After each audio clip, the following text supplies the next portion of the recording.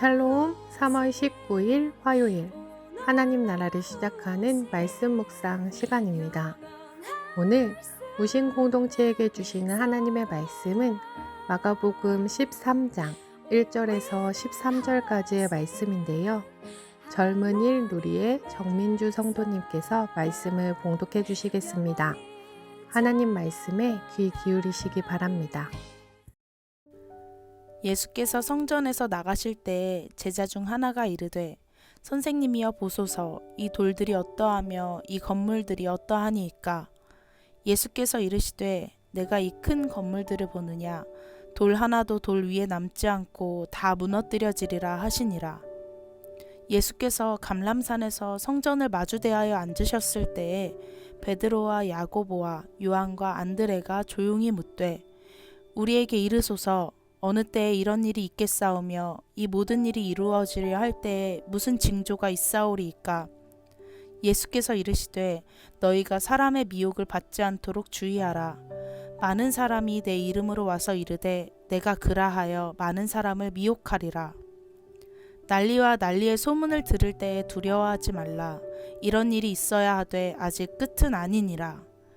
민족이 민족을 나라가 나라를 대적하여 일어나겠고 곳곳에 지진이 있으며 기근이 있으리니 이는 재난의 시작이니라.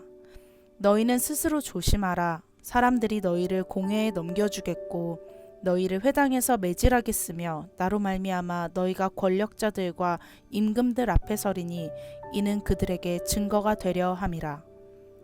또 복음이 먼저 만국에 전파되어야 할 것이니라. 사람들이 너희를 끌어다가 넘겨줄 때에 무슨 말을 할까 미리 염려하지 말고 무엇이든지 그때에 너희에게 주시는 그 말을 하라. 말하는 이는 너희가 아니요 성령이시니라. 형제가 형제를 아버지가 자식을 죽는 데에 내주며 자식들이 부모를 대적하여 죽게 하리라. 또 너희가 내 이름으로 말미암아 모든 사람에게 미움을 받을 것이나 끝까지 견디는 자는 구원을 받으리라. 오늘 본문은 예수님께서 제자들과 예루살렘 성전이 무너질 것과 종말에 관해 이야기 나누시는 본문입니다. 당시 제자들이 보며 감탄했던 성전은 헤롯 성전으로 유대인과 사이가 좋지 않았던 헤롯 왕조가 유대인의 호의를 얻기 위해 48년 동안이나 증축한 성전이었습니다. 성전은 크고 하얀 돌들과 풍부한 금장식으로 만들어졌는데 주후 1세기 유대 역사가였던 요세푸스는 이 헤롯 성전의 아름다움을 기록하기도 했습니다. 예루살렘 도성의 6분의 1을 차지할 정도의 화려함과 위엄을 자랑하던 성전이었습니다. 하지만 예수님께서는 그 성전이 돌 위에 돌 하나도 남지 않고 무너질 것이라 말씀하셨습니다. 유대인들에게 성전이란 하나님이 임재하신 장소였습니다. 그러하기에 성전이 무너지리라는 예수님의 말씀은 이해할 수 없었습니다. 성전이 무너지는 날은 종말의 때라고 생각하며 성전 맞은편 감람산에서 예수님과 제자들은 이야기 나눕니다. 제자들은 성전이 무너질 그날, 종말의 날이 언제 오는지 궁금해했지만 예수님께서는 그 종말에 일어날 징조들에 대해서 말씀해주고 계십니다. 예수님께서 종말에 일어날 징조들에 대해 이야기하신 것은 단지 묵시적 사건들을 예견하신 것이 아니라 그 묵시적 사건들을 통해 경고하기 위함이셨습니다.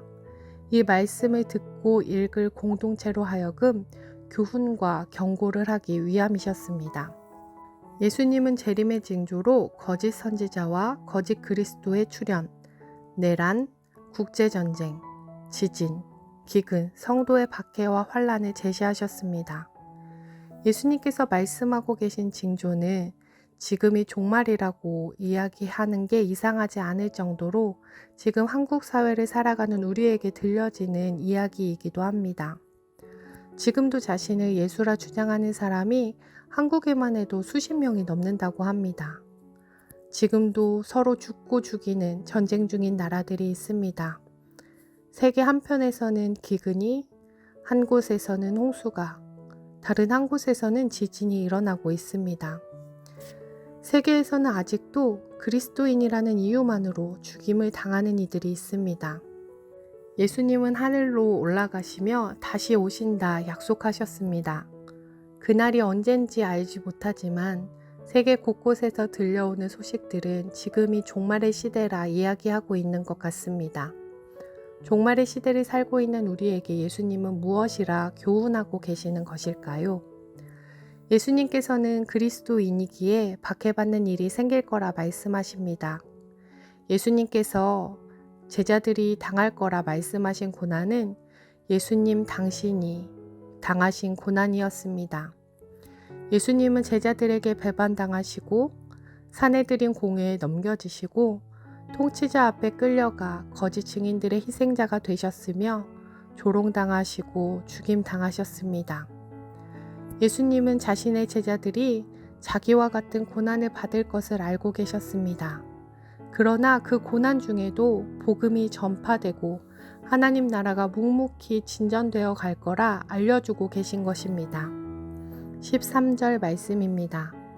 또 너희가 내 이름으로 말미암아 모든 사람에게 미움을 받을 것이나 끝까지 견디는 자는 구원을 받으리라. 무슨 일이 일어나고 있기에 종말의 시기를 알 수 있는 것이 아니라 종말의 일들이 일어날 때 그리스도인들이 해야 할 것은 복음 전파라 말씀하고 계신 것입니다. 그리고 끝까지 견디라 말씀하십니다. 그 박해와 고난 가운데 우리를 내버려 두시는 것이 아니라 성령님으로 함께 하시마 말씀하고 계십니다. 주일날 틴즈누리 친구와 최종훈 목사님이 이야기를 나누고 계셨는데요. 최 목사님이 갑자기 지나가던 저를 부르셨습니다. 그 친구는 친한 친구의 어머니가 갑자기 심장마비로 돌아가신 것이 이해가 되지 않아 질문하고 있었습니다. 저도 아빠가 돌아가셨을 때의 일을 이야기해주며 사실 아직도 내 머리로는 이해되지 않지만 예수님께 간절히 기도하던 그 순간 함께 하시던 하나님을 알고 느끼게 되었다고 설명해 주었습니다. 그리고 너무나 슬프고 아프지만 사랑하는 사람들과 이별하다를 알지 못하기 때문에 지금 내 자리에서 사랑하는 사람들을 많이 사랑하자 이야기해 주었는데요. 예수님은 다시 오실 것입니다. 하지만 그날이 언제인지 아무도 알 수 없습니다. 그러하기에 지금 우리에게 주어진 하루하루를 예수님께서 말씀하신 대로 끝까지 믿음으로 살아가야 할 것입니다. 내 삶의 자리에서 예수님께서 우리에게 맡겨주신 복음 전파의 사명을 감당하며 하나님 나라를 세워나가는 높은 듯 누신교회 성도 되길 간절히 소망합니다. 기도하겠습니다. 사랑의 하나님, 우리는 종말의 시대를 살아가고 있는 그리스도인들입니다. 예수님께서 겪으신 고난에 우리도 동참하라 말씀하십니다.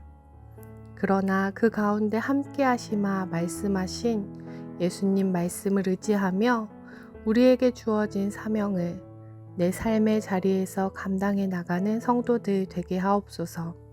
감사드리며 예수님 이름으로 기도드립니다. 아멘. 오늘 말씀을 봉독해 주신 정민주 성도님의 사연을 먼저 읽어드리겠습니다. 안녕하세요. 젊은 누리 1-1순 정민주입니다. 제가 일하는 공간에 대해 소개하고자 합니다. 저의 사무실 옆에는 강당이 하나 있는데요. 거기에서는 강연을 들을 때도 있고 모든 직원이 모여서 회의를 할 때도 있습니다. 주로 시커먼 남자들이 우글우글 모여서 강연을 듣는데 몰래 스마트폰을 하거나 팔짱 끼고 주무시는 분들이 많습니다. 그럼 저는 돌아다니면서 떠들거나 졸지 않도록 하며 진행을 돕죠. 남자들만 있어서 시커멓고 냄새도 꽤나 난답니다. 저희 가족은 올해 1월 높은 듯 누신교회로 옮겨왔습니다. 32개월 된 저희 아들은 낯선 공간에 적응하는 시간이 오래 걸리는 편입니다. 그런데도 감사히 한 달 만에 엄마와 떨어져 주어서 저 혼자 2부 예배를 드릴 수 있었습니다.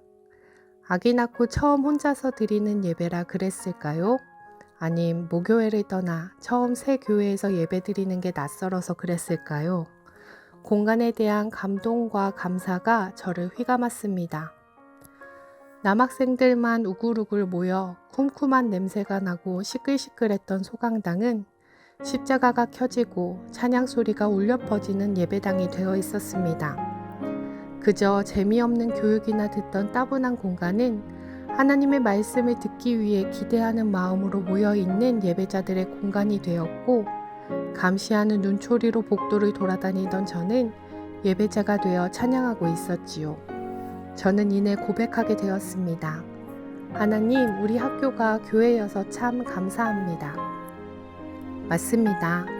예상하셨겠지만 저의 직장은 바로 높은 듯 우신교회 성도님들이 매주 예배를 드리시는 여기 우신고등학교입니다.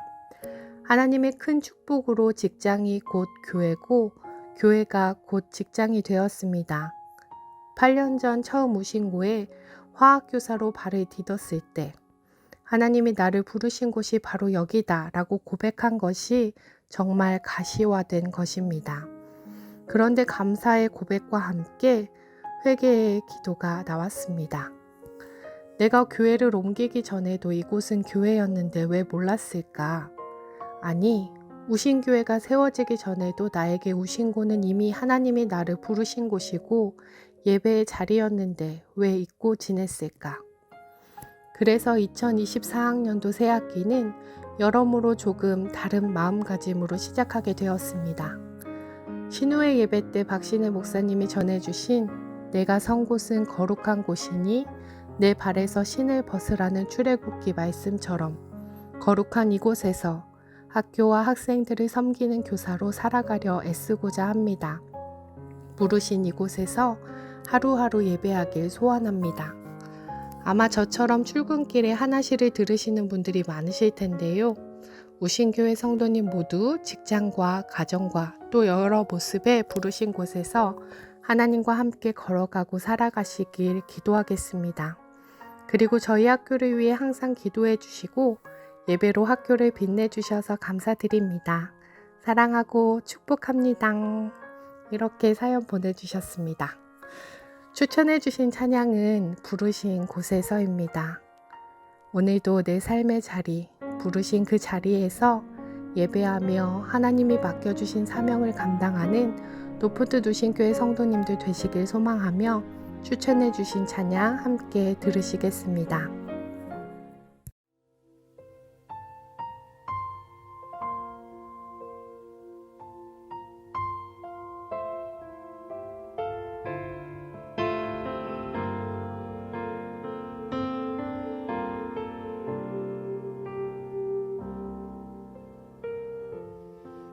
따스한 성령님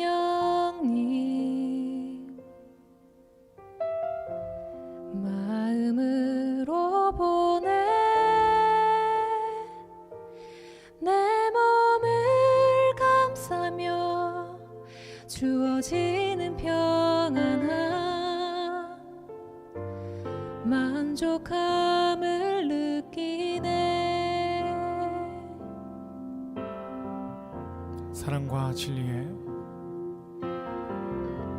사랑과 진리의 한 줄기 빛 보내 내 몸을 감싸며 주어지는 평안함 그 사랑을 느끼네. 부르신 곳에서 나는 예배하네. 어떤 상황에도 나는 예배하네. 부르신 곳에서 나는 예배하네. 어떤 상황에도 나는 예배하네.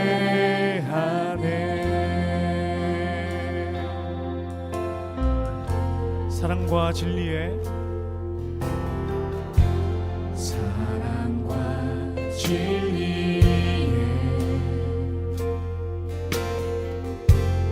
한 줄기 빛 보내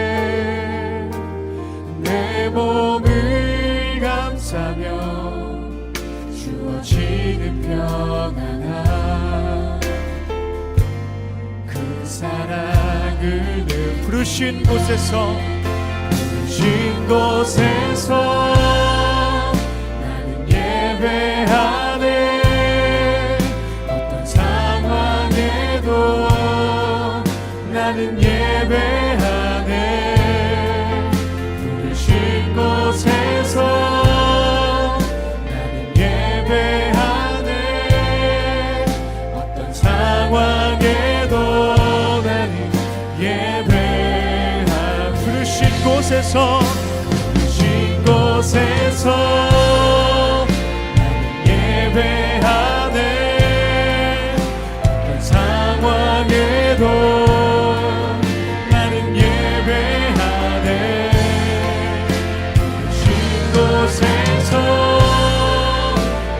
예배하네 어떤 상황에도 나는 예배하네 내가 걸어갈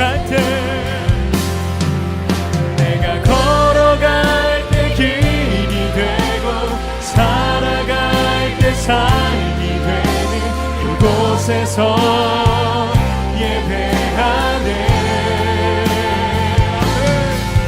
내가 걸어갈 때 길이 되고 살아갈 때 삶이 되는 그곳에서 예배하네 부르신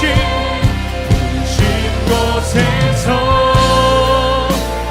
예배하네 어떤 상황에도 나는 예배하네 부르신 곳에서 예배하네 어떤 상황에도 나는 우리 마지막으로 부르신 곳에서 주님을 예배하며 나아갑니다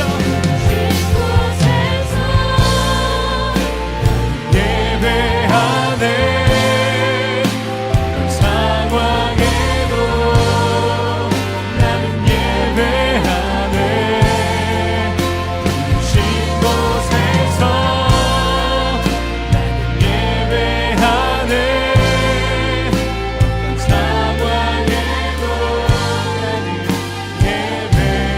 예배하네 아멘 부르신 그 자리에서 어떤 상황 가운데 있을지라도 주님만을 찬양하고 예배하며 나아가는 귀한 주님의 자녀 되길 소망합니다. 아멘.